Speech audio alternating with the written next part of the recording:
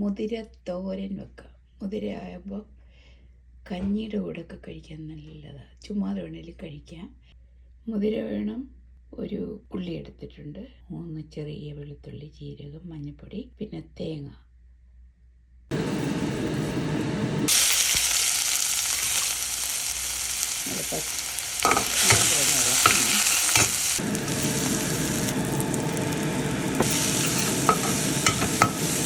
നമ്മൾ ഒത്തിരി എടുക്കുക. നമ്മൾ വെള്ളം ഒഴിക്കുകയാണ്. ഉള്ളി നമ്മൾ അടച്ചു വെക്കുന്നു. 10 മിനിറ്റ് കഴിയുമ്പോൾ തുറക്കുന്നു. തോരൻ റെഡിയാവും. കാണിച്ചു. ഓക്കെ, ഇനി നമുക്ക് നമ്മുടെ മുതിര ശരിയായോ എന്ന് തുറന്ന് നോക്കാം. ഉണ്ട്. ഒരു തുള്ളി വെള്ളം ഒഴിച്ചുള്ളൂ, അതത്രയും വെച്ചു.